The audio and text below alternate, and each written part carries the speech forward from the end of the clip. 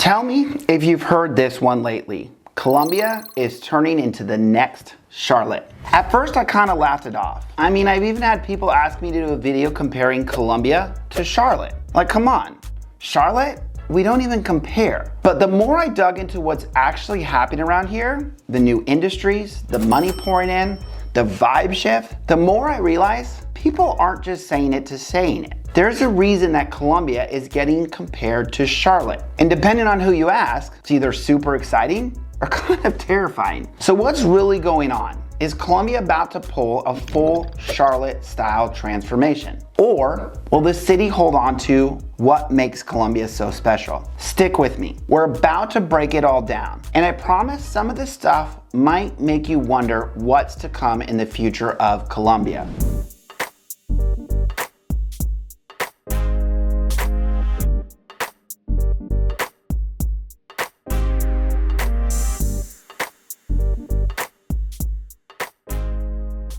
So here's the thing. This whole Columbia turning into Charlotte talk didn't just come out of nowhere. It's not like someone woke up one day and decided Columbia needed a new personality. Most in the city government haven't been quiet about stealing ideas from neighboring cities, updating their logos, and so much more. It's actually been brewing for a while, especially if you talk to locals. And if you've been paying attention to what's going on, you've probably felt it too. First off, the growth, right? It's wild. We're talking thousands of people moving in every single year. And not just from other parts of South Carolina, but from all over the country and even world, especially places coming from New York, the DMV area, and even California. And they're not just bringing their stuff with them, right? They're bringing their money. And developers definitely notice this too. Because of the last few years, we've seen more national builders enter the Columbia market, bringing multi-gen living, townhomes, high-end townhomes, and so much more. All the kind of things you'd expect to see in Charlotte, but not necessarily in Columbia. But it's not just real estate, right? It's the whole energy shift. Columbia always had its own charm, but now you've got this influx of retirees who want that mix of lower taxes and fun. They're craving the vibes of that Florida lifestyle without the high insurance prices and house prices. Got young families that are craving amenities and adventure, as well as young professionals and remote workers who are craving the trendy downtown vibes and foregoing the college dive bars. Charlotte is famous for thriving downtown spots, sports and entertainment, places to see and be seen at. And Columbia is starting to deliver. And if we zoom out just a bit, Charlotte wasn't always Charlotte that we know it is now, right? It was a smaller city that became a national destination as a central banking hub, driving in money and then seeing the NFL expansion, adding the Bank of America Stadium, hosting the Carolina Panthers, Charlotte FC, a major soccer league team, concerts, and more. And they slowly started annexing more and more to try and maintain at least some of the quaint suburbs. So the real question is Columbia following that same playbook? Or is this just a temporary excitement during the height of people moving around the country before the city settles back into its own laid-back vibe? That's exactly what we're about to dig into, starting with the developer boom, and it's got everybody talking. But while I have your attention, if this is your first time on the channel, my name is Brandon. My team and I of local real estate agents have truly been helping people from all over relocate right here to the Midlands of South Carolina, the Lexington, Columbia, and Lake Murray area.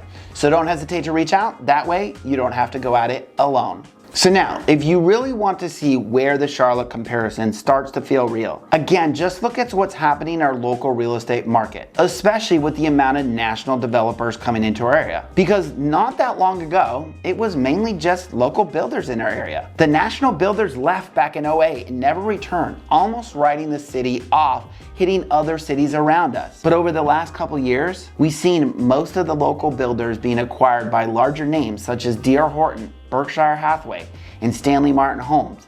But big names like Lennar, Pulte, Syntex, and rumors of more national builders entering the market, bringing more amenity-rich neighborhoods. And many comment it's simply because of the Sun Belt states have the least amount of restrictions. But anybody from the area knows that Lexington County has made it harder and harder for developers to bring and build in our area. Yet how many new developments have we seen popping up right here in the Lexington area, with plans for 300+ acre developments and amenities? So it's beyond just the ease of it. For some reason, their market research feels that this is one of the hottest places to break ground. And we're seeing more and more people coming from not only other states, but internationally too into our market. And of course, the investors making their mark as well, even knowing the high tax rate that comes with investment properties in South Carolina. And here's the real kicker. Even at the high end, we are still way cheaper than Charlotte. That's the big part of what's driving this. A buyer who's priced out of the Charlotte market can come down to Columbia and grab a brand new house for much cheaper, less traffic, and add in South Carolina has a lower overall tax burden than North Carolina, with South Carolina having a lower income tax rate and offering more tax benefit for retirees. It's why you saw some of the Charlotte suburbs pushing out to the South Carolina side in places like Fort Mill, Rock Hill, and more. It's like Columbia's trying to offer the Charlotte dream, but with a little more breathing room, at least for now. And you can't compare things to Charlotte without talking about the culture. Because let's be real, it's not just about where you live. It's about how you live once you're there. Because here's the thing, real estate might show you what's being built. But if you really want to know where a city is headed, you've got to look at how people are actually living. And in Columbia, that part is shifting fast. Columbia has kind of always had this laid back, slower paced energy, more college bars, boats and beers on Lake Murray, tubing and fishing on the river, rather than the care about the hustle and bustle city life. But again, lately there's a new crowd moving in and they're bringing a totally different vibe. You've got young professionals, remote workers, younger families, and retirees who aren't just here for the weather and the tax benefits. They want the lifestyle to match. They're looking for waterfront brunch spots, rooftop bars, and high-end restaurants where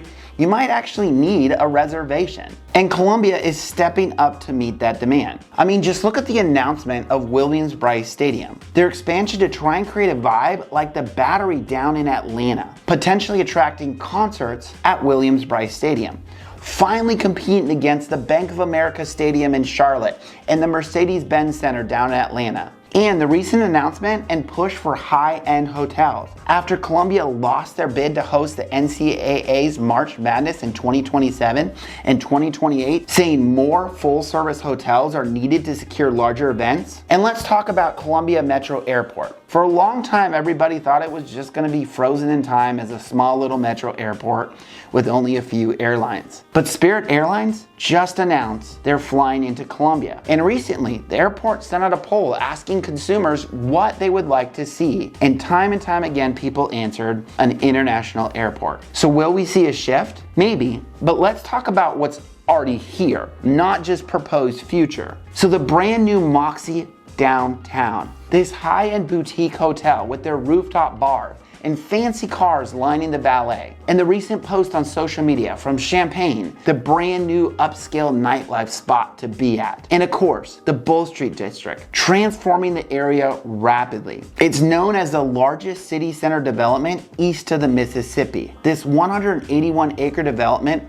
blends life, work, leisure, and community, transforming one of Columbia's historic landscape with high-end townhomes, attracting businesses, shopping, dining, sports teams, and with their recent announcement of Gather Cola, stolen from Greenville, but bringing more of that social vibe to our area. And we can't forget about the growth and announcements of more along the River District on the Columbia and West Columbia sides. And how many times in Lexington have they tried to convert the land on the south side of the dam to luxury condos, restaurants, bars, a convention center, and so much more? While today, the red tape has had developers have to take a step back, I personally think it's just a matter of time before Lake Murray turns more into a resort style lake. But that's where Columbia isn't identically copying Charlotte, right?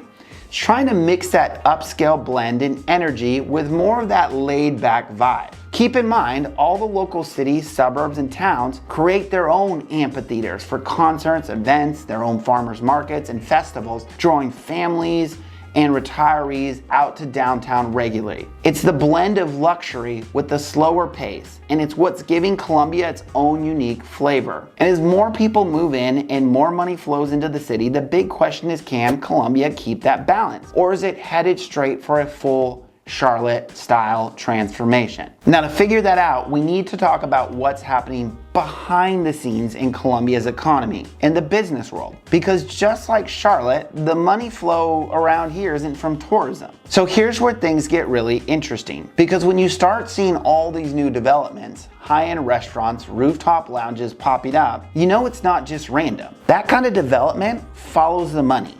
And right now, Columbia is seeing a whole new kind of money moving in, right? Historically, the economy leaned pretty heavily on the state, the military, the university, and local government. And while those things are still a huge piece of the puzzle, the new wave of growth is coming from a totally different direction, right? Talking about Scout Motors, bringing not only their production facility that'll bring 4,000 new jobs to the area, but a corporate headquarters as well. Recently announced Finergy, a Swiss-based company introducing sodium-ion battery technology, and they chose Columbia as their home base, bringing international business right here. Nephron Pharmaceuticals, who's been around for a while, but had a recent expansion. And we can't forget about the Bull Street District again, attracting Capgemini, a $14 billion global tech giant with 200,000 employees in 40 offices worldwide. And down at the Bull Street District, SoCo, a co-working space built to help independent workers, freelancers, and entrepreneurs do more of the work they love every day. And more I talk to clients from out of state and internationally whose businesses are expanding to the Columbia market. Historically, South Carolina lost a lot of business to the Charlotte and North Carolina area, but post-pandemic, the dynamics have started to shift. South Carolina's taxes, opportunity zones, and looser restrictions are attracting more and more businesses to the state, including right here in Columbia, South Carolina. So the more diversity we see with new industries, it's starting to push the envelope of not only pay, but also making those graduating from USC consider staying or returning after trying to break out in more expensive cities. But here's what's making Columbia's economic story a little different. It's not just attracting wealth, it's attracting families, mid-career professionals, and retirees. People who aren't just looking for a temporary stop while they expand in their careers, but actually want to build their lives and businesses right here. That balance between corporate expansion, international investment, and a steady flow of talent is what's turning Columbia from a regional hub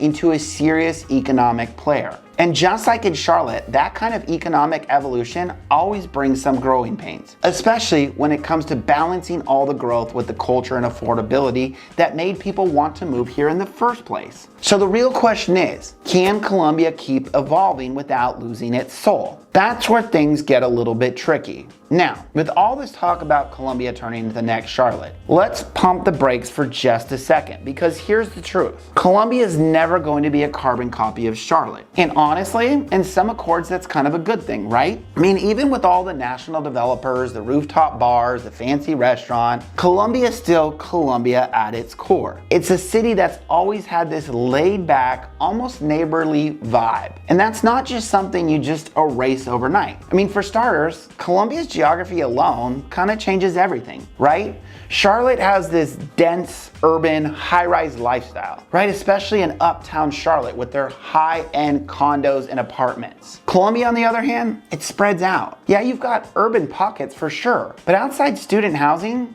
we aren't out showing high-end high-rises. And then you've also got suburbs like Lexington, Irmo, Blythewood, and more, where you're more likely to see families grilling with company than you are to see influencers snapping pics at a Kendrick Lamar concert. And when it comes to culture, Columbia's got its own blend going on. A mix of old South Carolina history, golf course neighborhoods, lake life with Lake Murray, and southern charm. Charlotte's energy is way more centered around banking, a growing skyline with a touch of the southern charm, but at a much faster pace than Columbia. Even Columbia's luxury scene feels different. Homes in Charlotte reaching over the 10 million mark around the city, and many more just below that. The highest house I can find sold in our Columbia MLS is around 8 million, and it's on the lake.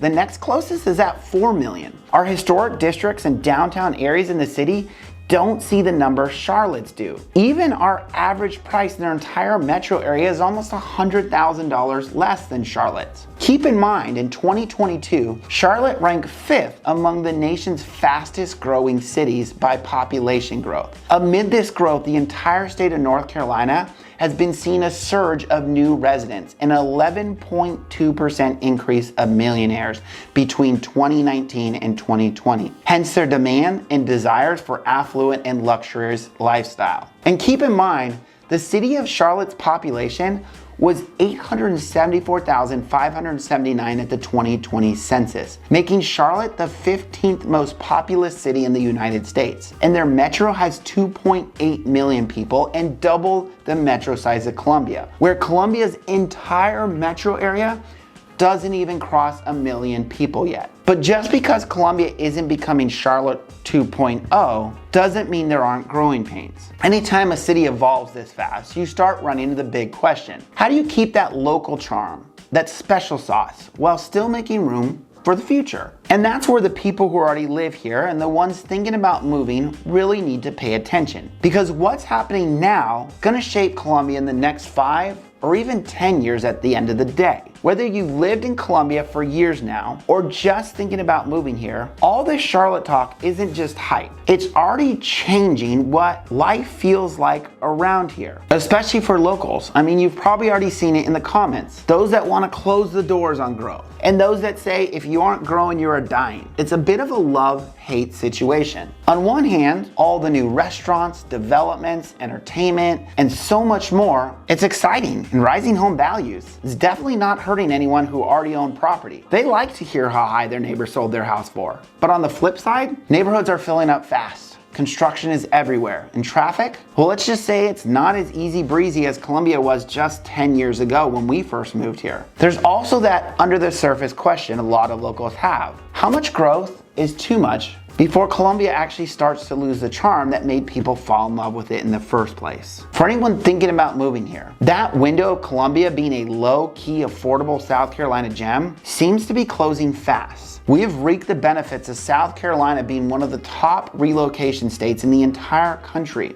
even taking over North Carolina in the past few years. And prices with that have climbed. Competition is stiff, and it's not just locals. You're up against buyers from New York, California, and more, all eyeing the same lake homes, trending neighborhoods, and suburban hotspots. But the bottom line, Columbia's kind of at a crossroads. It's evolving fast, and whether you love it or hate it, it's something anyone living here or thinking about living here needs to keep an eye on. Because where Columbia goes from here, that's the real story, and it's happening right now. So is Columbia really becoming the next Charlotte? Well, in some ways, absolutely. The developer boom, the lifestyle shift, the flood of out-of-state money, it's all fallen a trend that we've seen before, not only comparing to Charlotte, but locally, right? In Charleston, Greenville, and others. And honestly, if you've been here for a while, you've probably felt it happen, even if you couldn't quite put your finger on it. But here's the thing, Columbia is never going to be exactly like Charlotte, and that's not a bad thing. Columbia has its own personality and its own pace, and stealing ideas from different cities as it grows and finds its own way